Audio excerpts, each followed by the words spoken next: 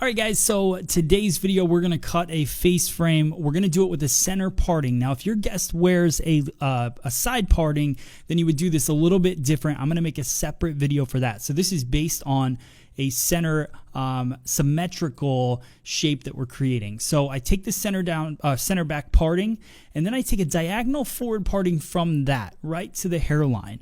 So, and what I do is I over direct that over to me, across the chair, across the face, and what I'm doing is I'm cutting a line almost parallel to that parting. Now, if you wanted a little bit more of an extreme face frame, then you could shift your finger angle a little bit, but the biggest thing that I want you to focus on is my elevation, because I don't cut this super low. A lot of people hold it nice and low, and what that does is it creates weight. So just like in the back, if you go and you cut the back of the head and you have a low elevation, you get a heavy shape.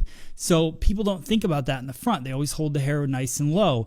You want to hold the hair nice and high. That gives you a nice kind of graduated shape in the front, as opposed to a just real heavy shape. So you can see that how it curves nice. I just continue all the way down the side until I run out of hair, and then you get your face frame. Now what I'm going to do is take a piece as my guide, and I'm going to do the same exact thing on the opposite side. So that's why I say this is a pretty simple technique, as long as you focus on your elevation and your finger angle. So notice my finger angle isn't exactly parallel, so I just shift it a little bit. That gives me a little bit more of an extreme face frame, kind of wraps it around a little bit more. But at the same time, you could go parallel as well if you didn't want that. So I over direct it over, keep my elevation nice and high, symmetrical on both sides, and then you get your end result. So notice my partings, nice and clean. I'm taking about a ½ inch at a time over across the face, cutting it at a stationary guide, and I'm creating that kind of wrap around the face.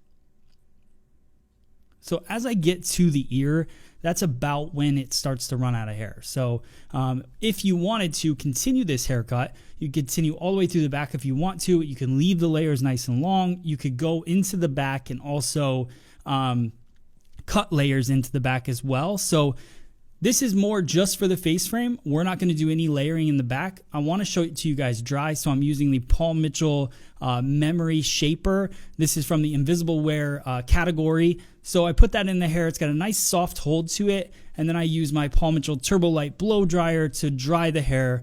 And then I use hot off the press from Paul Mitchell, which is a heat protectant, just to make sure I don't create any damage to my guest. Obviously, this is not a real human, but if it was, I would use hot off the press anyways, and then that gives me that smooth out effect. So at 80% dry, I use hot off the press, and that gives me kind of a smooth polish to the hair. And then when I go in with my Pro Tools iron, then I get that nice end result. So you can see here is our end result. Nice face frame. So I hope you guys like this cut. Let me know in the comments. I think this is a very versatile technique that you'll be able to use in the salon right away. Thank you guys so much for watching this video, and I'll see you guys on the next one. Thanks.